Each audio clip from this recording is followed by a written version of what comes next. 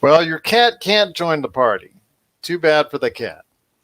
He's looking to jump onto the computer. All right. Well, enough of the cat. We're back for another episode of the Lakers Fast Break podcast. It's Gerald Glassford coming right back at you here, along with LakerTom's cat. And of course, I'm Gerald Glassford from the Lakers Fast Break, Inside Sports Fantasy Football, Game Source, and Pop Culture Cosmos. If you get a chance, please give us that 5-star review on Apple Podcasts. We truly appreciate it. Plus, if you can like, share, repost, or get anybody involved with the Lakers Fast Break, whether it's on our social media or whether it's at Lakerholics.com or whether you're just listening to whatever podcast app you have, Spotify, Apple Podcasts, or Bullhorn, which I use a lot, or anywhere else, we just truly appreciate it. Another loss for the Lakers. But some better signs as far as improvement as far as the offense is concerned. 116-111, they fall again. This time to the Indiana Pacers. They decided to go ahead and continue TJ Warren's great streak, which is still amazes me now to see his progression into the player that he is right now on such a hot streak, considering the fact, again, as I've said before, Phoenix has just, I don't know, they just got to be scratching their heads, even though they're done very well in the bubble, because they basically or essentially traded him for cash, which just blows my mind to see how well he's doing. But I know that the loss of Sabonis and also Jeremy Lamb have created this need to go ahead and him become a primetime player, and he's stepping up to the bill. And he did that today in spades against the Lakers, who did not have an answer for him. LeBron did play well, 31 points. Quinn Cook was pretty much essentially the outside shooting for the Lakers. They did hit some threes, hit about 33% of their threes, which still isn't great, still isn't good, but it's a vast improvement above 10%. So we're going to go ahead and put that in the okay column. The defense was just not there today, but the offense seems to be little incremental signs of improvement. And here today to talk about what is pleasing him and what is still not pleasing him is my good friend. I know him as Tom Wong, but you know him as the guy behind Lakerholics.com. You got to be part of the conversation today at Lakerholics.com. And it is my good friend, indeed, it is LakerTom. And LakerTom, as I bring up Lakerholics.com right here and seeing us right there on the screen for the Lakers postgame show right here with the Lakers and Pacers, some interesting signs, but also as well some concerns I still have in regards to the Lakers going forward. Yeah, it's a mixed bag. So does your cat. Your cat has just now left the studio. He's no longer trying to get into the game. He wanted to climb on a computer and talk to the Laker fans and let them know that everything's going to be okay. But I shoot him off for that reason, that I'm not so sure everything's going to be okay. Yes. Let's talk about the good things first. Excellent game from LeBron James. Reassuring in several categories. First, that it looked like the groin was not bothering him, and that's definitely got to be a big concern. Looked like whatever these mysterious things that he can't talk about related to the bubble aren't bothering him. He came out, he played a great game, I thought. Maybe it was the Madden tournament they had. Maybe it was that. Could have been, but I mean, if you want to start looking and ticking off the things that are really important for the Lakers to do well, the top of that list always has to start with LeBron James. So it was good to see LeBron come back. Did his scoring, got to the and definitely, even though he shot well from outside and hit that light three and another three.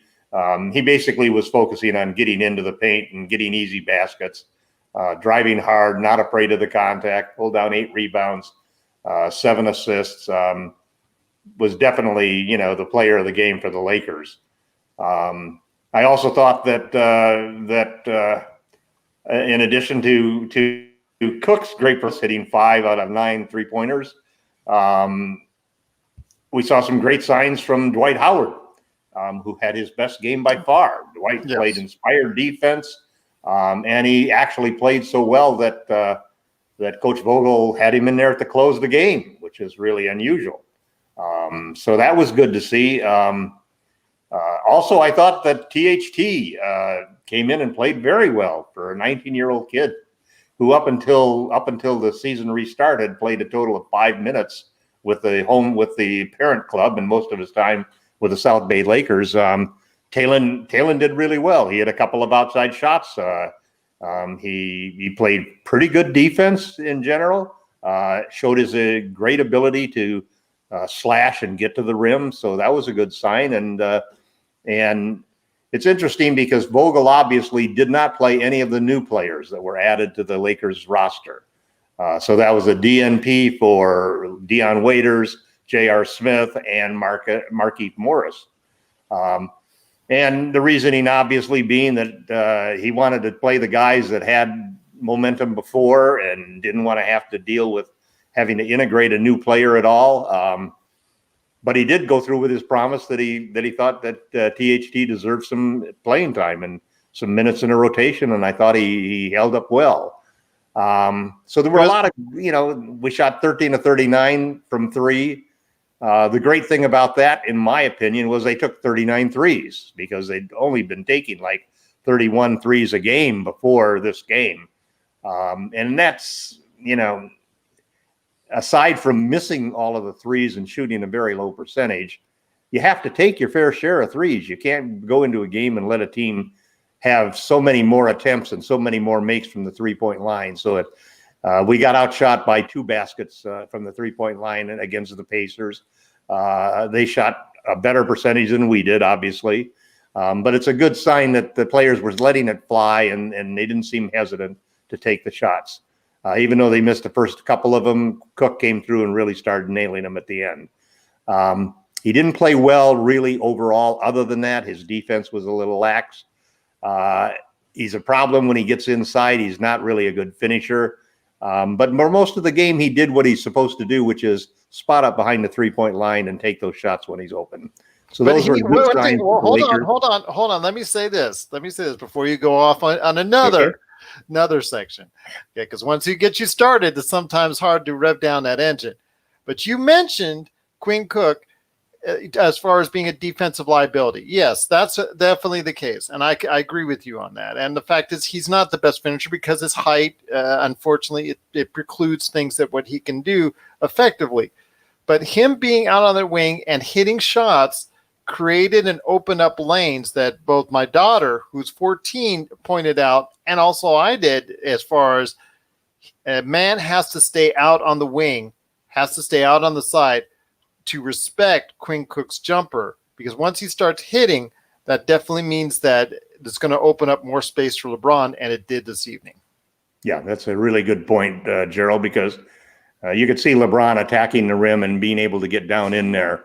The flip side, as you were saying, I was about to go off on, is that our second superstar had another subpar game. Mm-hmm. And AD just had a terrible game. He was the team worst on minus 19 plus minus, missed threes at the end of the game, just didn't seem aggressive. This was his worst really game as a Laker. We aren't going to win unless AD and LeBron both play well. And as a result, we lost this game. And then Kyle Kuzma, who is the guy that I've been just supporting like crazy and wanted to start. Kyle had an off game too. Didn't shoot well from outside. Didn't see the same quality of defense that we saw in a lot of the earlier matchups and so forth. So he had an off game. JaVale McGee played 13 minutes, and that was about it. And they were very uneventful 13 minutes, bobbled the ball several times. It was like a turnover waiting to happen. Shackton Poole. And McGee, and in addition to McGee, KCP had a subpar game. He shot okay from outside, but basically was not playing the normal type of defense. And this is one of those games where you really miss Avery Bradley's sticky defense on guards outside We had nobody really who could contain Oladipo. Caruso, I think, like you said before, Caruso's good for small doses and in the right situations. He didn't have a good game. He didn't shoot well from outside. So that was a very inconsistent game and pretty much reflected the fact that we lost by 5 points. So we played well enough to be in the game against an undermanned team that was missing Sabonis in the case of the Pacers. They had a great performance from the TJs. And it's really pretty phenomenal how the bubble has turned certain players into real stars. Certain teams like the Suns also coming up in that race for number 8 spot is like a 4-team race right now. That's going to be very interesting, seeing which 2 teams end up. We've got 2 games left. That's it in our series. We're 2-4 at this point in time. We've got 2 more games.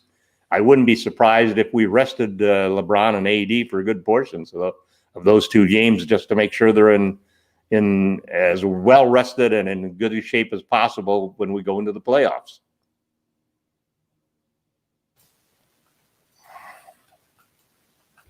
Okay, so it was not exactly the greatest game in the world by the Los Angeles Lakers, but there were some encouraging signs, and AD did have to have his worst game of the season in order to go ahead and basically just mess it up for the Lakers. I think that was the difference right there is AD. No, Kuzma did not have a really good game either. They missed a lot of putbacks.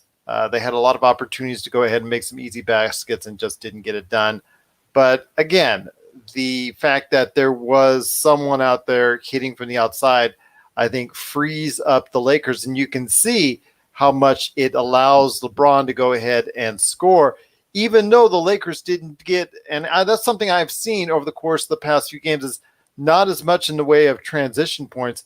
I have not seen as much in the way of transition since the scrimmage games. They were actually getting out in the break and they were running and they were doing a lot of good things in the scrimmages. But since they've gone to the bubble, they've not been able to go ahead and get into transition very much at all. I think that's a factor of the strategies that teams are using. With only 8 games for each team when you go into the bubble, I think it was almost as if most teams, other than the teams that were playing around with their rosters like the Lakers were, where you're trying to integrate new people like waiters and so forth, everybody seems to be able to be looking at these games as almost practices for the playoffs. And so when you look at the Lakers offense, the first thing you want to take away is transition baskets. So, that means minimizing offensive rebounding and instead focusing on getting everybody back, forcing them to play against a half-court defense because they're not a great half-court offense team. So it starts with that. And then secondly, I think the thing that we're seeing, and this is probably the only reason that I would think that Vogel is going to maybe play AD in the last couple of games, is a formula is arising now that teams want to double want to double AD. They don't want to let him go 1-on-1 against people. They've seen all season how our offense very often is LeBron coming down the court, isolating Anthony Davis on the left side, and then passing the ball to him and letting him go 1-on-1 and draw fouls and get easy baskets. Well, teams aren't going to allow that from the Lakers at this point in time. They figure that a big part of their strategy going forward is going to be doubling him. It's a copycat league, and we're going to see that all the way through the playoffs. But he doesn't help the process by going ahead and playing a passive offensive game. Yep. Too much away. He's got to get to the boards in that situation, and he's got to make that first pass quicker. We have several. He's also got to take these smaller, shorter players. He's got to take them to the basket. TJ Warren should not be able to go ahead and be so effective against him, but we saw today that as long as AD plays a passive game, he's a much easier guard. Yeah, you know what's kind of interesting on this, and you're going to hate me for this, but I happen to kind of agree with Stan Van Gundy that right now the Lakers probably can use Rajon Rondo. One of the problems is especially when LeBron's out of the game, because they're still shuttling LeBron and AD in and out of the game so that they got a superstar on the floor all the time. So that means basically when you have AD in the game, you don't have you don't have a point guard who can get the ball to him. No. And the truth of the matter is that there were 3 or 4 instances where they got the ball to him with 5 seconds left, and he gets double teamed at that point in time and has to throw up a prayer because he doesn't have time to even find it. The bigger picture is the 3-point shooting. I Avery agree Bradley with the 3-point shooting, but you gotta look at the other side of it too. That when you're doubling him, you have to have a counter. Yeah, and Rajon Rondo is not the ball to him early in the shot clock. And Rajon Rondo is definitely not that counter. Rajon Rondo, they've only had a couple moments where it's really been problematic for them as far as dribbling. I thought it would be a lot more. I thought teams would press. And, right now we got a comment from Content Creators 805. 80 falls like 5 to 8 times a game, it seems like. He does fall a lot, and I give him that. I feel like him did like to swim on the floor a lot. Yeah, he's even commented that he's falling. He's not like he's playing for the Pelicans anymore. And yes, he is falling on the floor a lot, but he is fading. That's that passive game we're seeing. When he plays with more force, he is much more effective, and we've seen those big games from him when he's playing with much more force and much more toughness. When he plays a passive game, that's the problem for the Lakers. Rajon Rondo, again, has not been very much missed, in my opinion, because of the fact he's not going to be able to help your outside shot. That is the biggest problem right now for the Lakers. The ball handling issue as far as him, these teams haven't been doing what I would have done, is that basically I would have thrown double teams, traps. I would have thrown full court presses on the Lakers the whole time while LeBron is out of the game. But they haven't done that. They've kind of given the Lakers a break to go ahead and get their offense. And while there has been moments where the offense has struggled as far as trying to go ahead and create passing and create plays for itself, it is definitely Avery Bradley of the two I'm missing more, because of the fact not only can he play defenses against some of these players up at the top of the key. He's a better shooter, yeah. Nobody's saying that Rajon Rondo is going to replace Avery Bradley. But you're saying he's been a miss. I'm sorry with I'm sorry with Jeff Van Gundy, man. But I'm not agreeing with that. Well, let's put it this way: Frank Vogel, Anthony Davis, and LeBron James are going to want Rajon Rondo to play. Oh, he'll play. He's going to play. Yeah, I know. And right now we have to do 2 things. We really, you need to hit your outside shots, because the ability to clog up the lane against LeBron and to double team AD is all predicated on the fact that the Lakers can't shoot their way out of a paper bag. So until they prove that they can shoot their way out of the paper bag, teams are going to start doing both of those things. They're going to clog the middle to try to keep LeBron from attacking the rim, and they're going to double team AD and force him to give up the ball. It all comes down to that 3-point shooting, and that's the whole nature of the game today, that if you can't get it from outside, you give your defenses a terrible weapons to use against your superstars. So we're going to have to, that's, at first I was angry that Quinn Cook was brought into the game, and I understand that, we have to get some shooting to get some shooting from somewhere. And at least he was able to can 5 out of his 9 3-point shots. It'll be interesting to see what happens the next 2 games. Frankly, I'm at the point where I'm hoping that the Blazers will actually be our first round opponent. I want the toughest possible first round opponent, because the Lakers don't need what they need is a challenge. They don't need a cakewalk. They need a challenge. They need somebody who will get the fire going. And historically, AD has been terrific against the Blazers. And we'll see what happens when we get going into that. Did you see the end of the Blazers and Clippers game?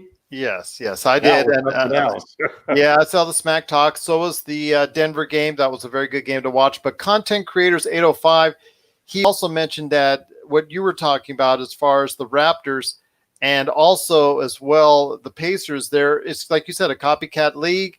Like he said as well, as far as doubling AD, and they're going to make life tough on the Lakers until Lakers can start hitting some shots. And he agreed with you that Cook finally looked good today. And how about Talen Horton-Tucker?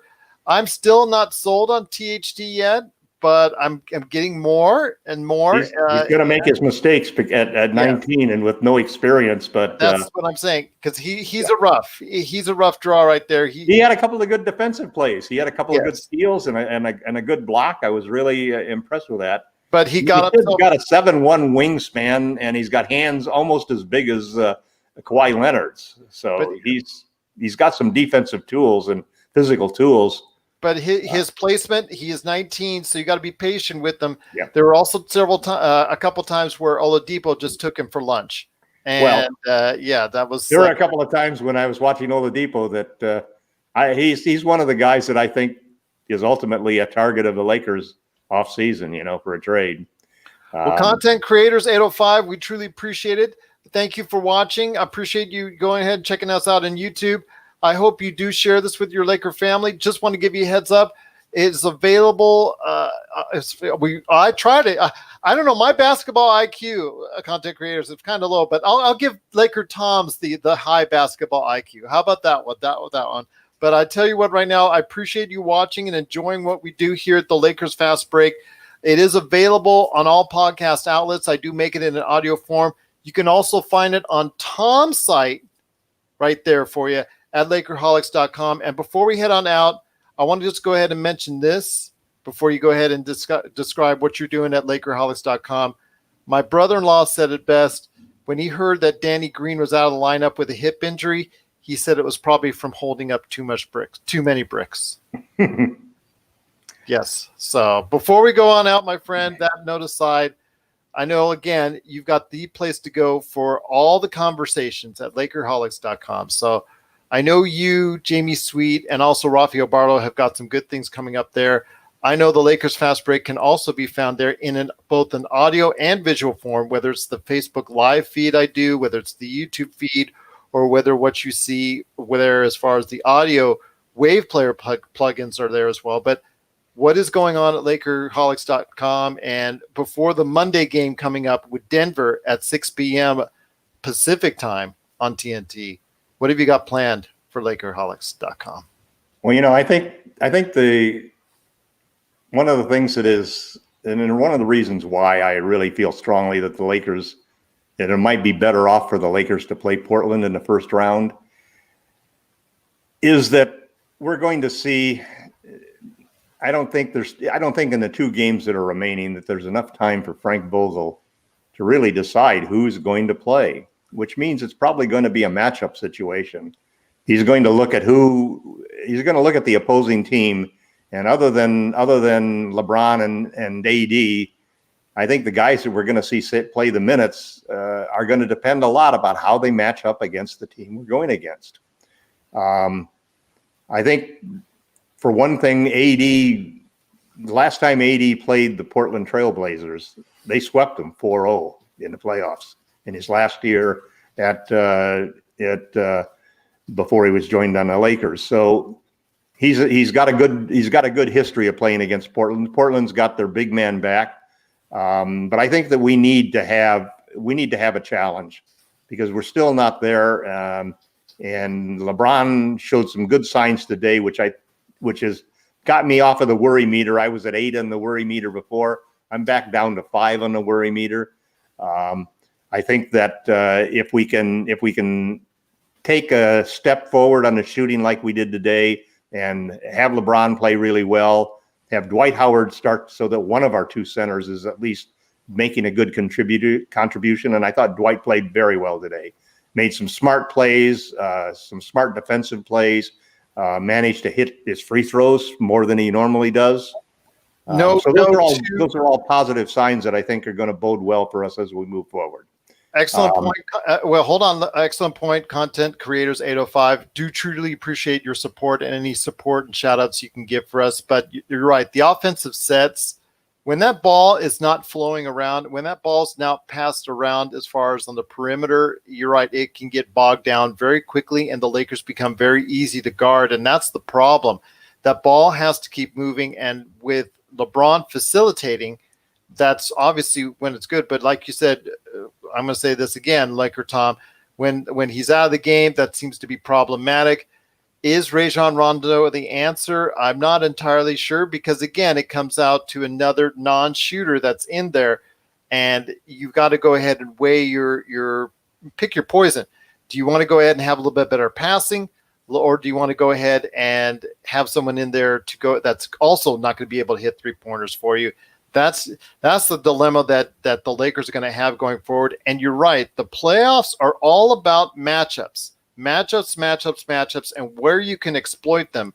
And Portland, if they should go ahead and play them, because it looks right now like it's either going to be Portland or Memphis at this point in time, because Memphis may just do enough to go ahead and slide into those play-in games, because Portland did manage to go ahead and, unfortunately for them, mess up against the Clippers today. So they're, like I said, they're still behind Memphis, but they should be within the range where they're going to go ahead and have those playoff games ahead of time to determine the 8th seed. And I'll just say this, that it is all about matchups at this point in time. And the Lakers focus on matchups to exploit, which I think they can against Portland or Memphis.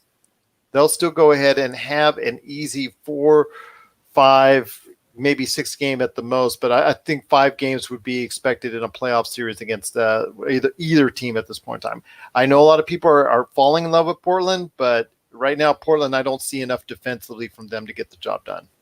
Well, the tough part about it is that in addition to having to lose all of our home court advantages, the way that the bracket's lining up right now, we're going to have to go through Portland, Houston, and the Clippers in order to get to the finals.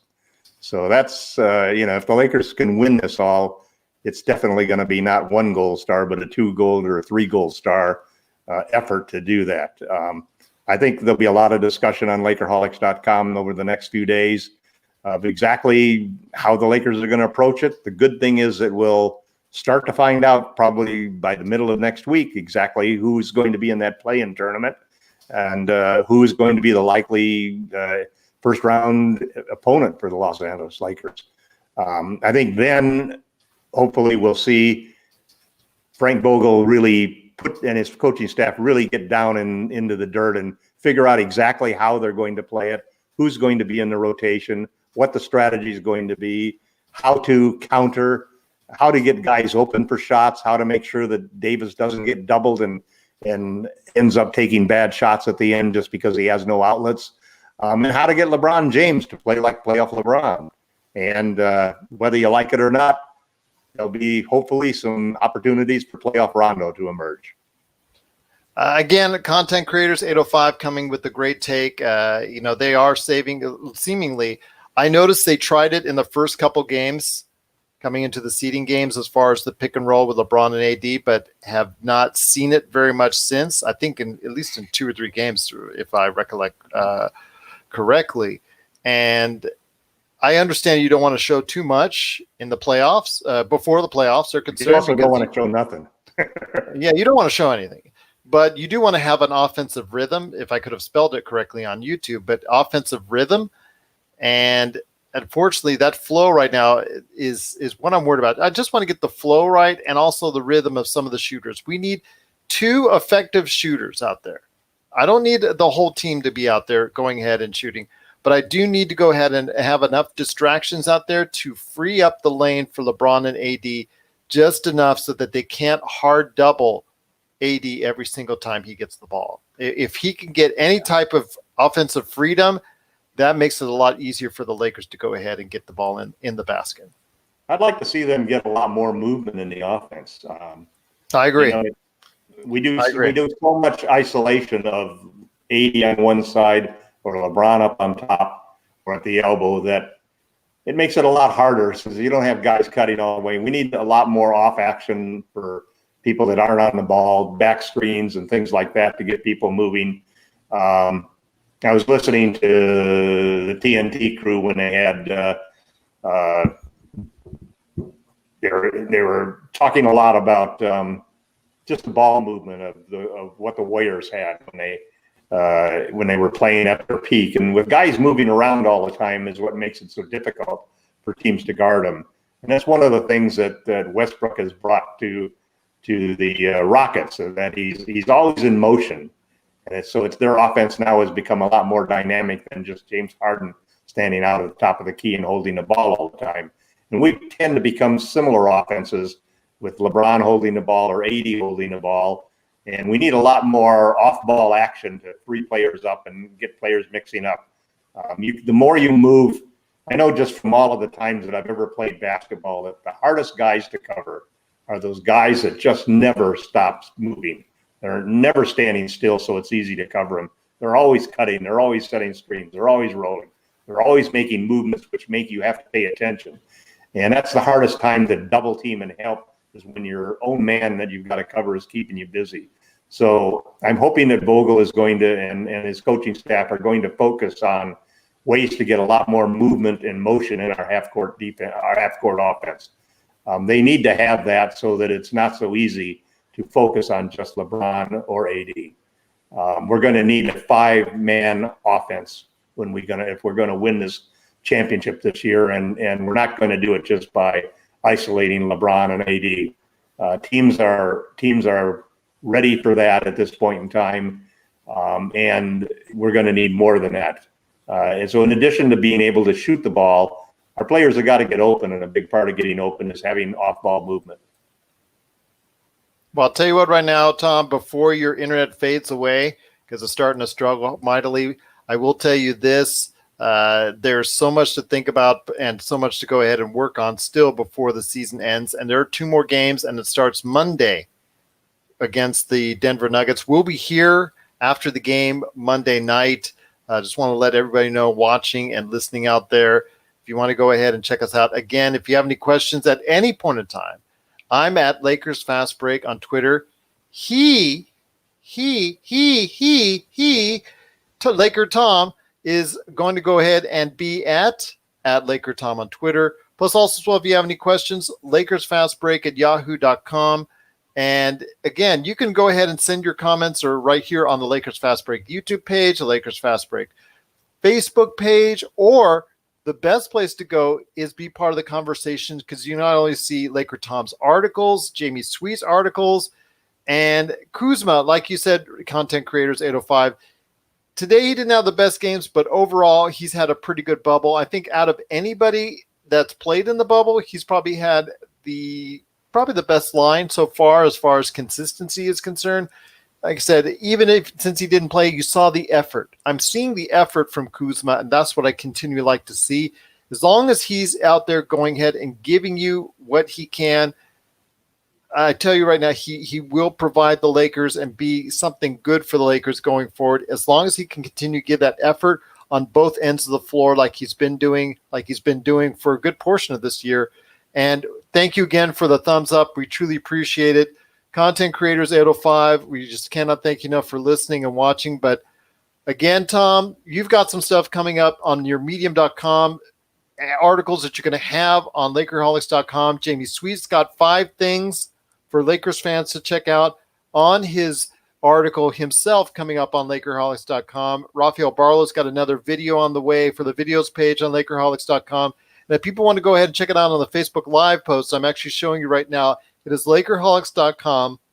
It's right there. It's all there for Lakers fans. And if you get a chance, please check it out and be part of the conversation. You can share your comments at length and talk to other great Lakers fans right there at Lakerholics.com. Well, Tom, cat aside, some things that were a little bit more pleasing for Lakers fans, although it did end up with a loss. But then again, we still got the number 1 seed. It's okay. We're going to not freak out as of yet. I'm not as much as concerned. My concern level went from a 10 plus. It's right now down to a 7.8. How about that? That fine-tuned, huh? Yeah, that fine-tuned, yeah. Hey, the best thing is LeBron played well, and we finally started to see the return to the mean, as Frank Vogel would say, as far as our shooting percentages go. So hopefully we can rain threes the next 2 games and get ready for the Portland Trail Blazers. Hope so as well, my friend. We don't know if it's the Portland Trail Blazers. Don't sell Memphis short. Yeah, they don't have Jaren Jackson Jr., but don't sell them at short. San Antonio could sneak in. Phoenix still has a chance. There's still so many variables when it comes to the 8th seed. You never know what's going to happen. But I do know what's going to happen is that the Lakers will go in as the number 1 seed. Whether or not they go in with a little bit better refinement on offense, we'll have to wait and see. Content creators 805. That's going to be a tough decision for Frank on what type of rotation, because when you haven't had as many consistent players playing at a level that you really need to play to heading into the playoffs, it's really hard to figure out what that rotation might be. But I know you and Tom and everybody else out there has their opinions on who the Lakers should run when it comes to playoff times. I know I have myself, and you know what, LakerTom? We'll go ahead on the post-game show for Denver on Monday night. We'll go ahead, if you can, give me your 10-man rotation for our show on Monday night. How about that? Sounds like an idea. Sounds like an idea indeed. And good shout out. Good, the idea actually came from Content Creators 805, so we'll go ahead and give him the props on that. Again, we hope you join us on Monday night for a Lakers win. Let's hope against the Denver Nuggets on Monday night. I am keeping the faith. And remember, I'm the guy with the glass half empty, and he's the guy with the glass half full. But we're going to go ahead and keep it. Thank you, Content Creators 85. Looking forward to having you be a part of the show, and everyone out there listening and watching. Looking forward to seeing everyone Monday night. Don't forget, I also will have an episode coming up on an audio version coming up with Rafael Barlow from NBA Draft Junkies. We'll be talking NBA Draft, the NBA bubble as a whole, and so much more. So looking forward to talking to him. And this guy right here, LakerTom, on Monday night, right here at the Lakers Fast Break Podcast. Thanks for watching, everybody. We truly appreciate it.